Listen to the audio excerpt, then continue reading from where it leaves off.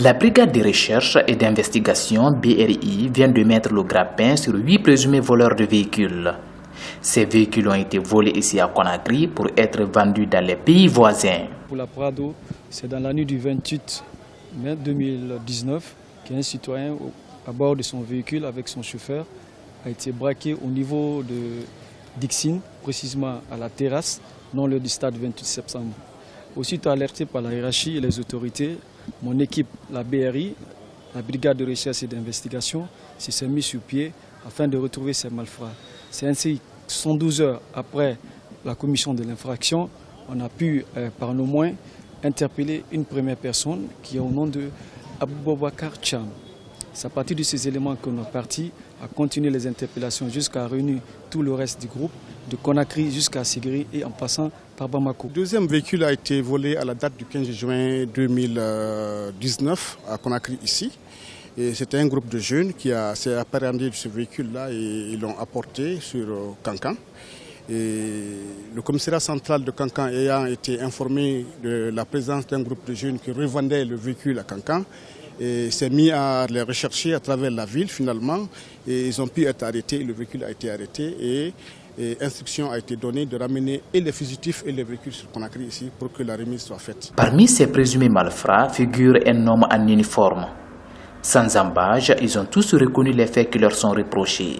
On a fait Dixine Terrasse, on a auto légal et parado, on a fait auto fan.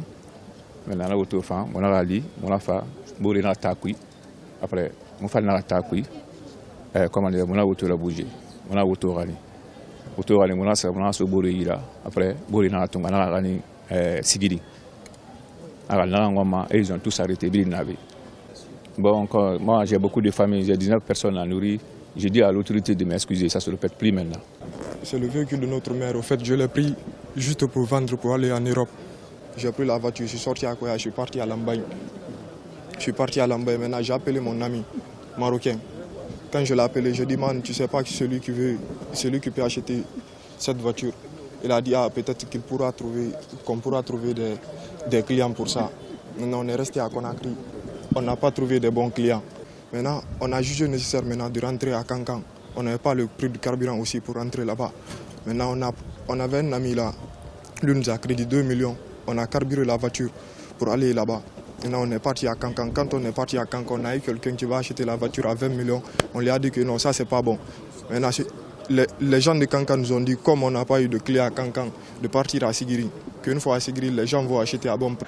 Selon le ministre Alpha Ibrahima Kera, la lutte contre le grand banditisme et la criminalité commence à produire des résultats. C'est vraiment aujourd'hui un grand jour au sein de la police parce que nos unités sont en train vraiment d'assurer la sécurité maximale à nos populations. Les véhicules volés ont été aussitôt remis aux propriétaires. Les victimes dépassées par l'acte expriment leur joie. On vous remercie infiniment. Merci beaucoup. Merci pour tout. En fait, c'est un véhicule qui appartient à ma femme. Celui qui l'a pris est avec nous. C'est un neveu de ma femme. Encore une fois, c'est à moi de remercier les services de sécurité pour le travail qu'ils ont accompli. Nous sommes conscients maintenant en tant que citoyens guinéens que vraiment les services de sécurité font tout pour traquer les voleurs. Après cette présentation à la presse, ces présumés malfrats ont été immédiatement déférés à la justice où ils connaîtront leur sort.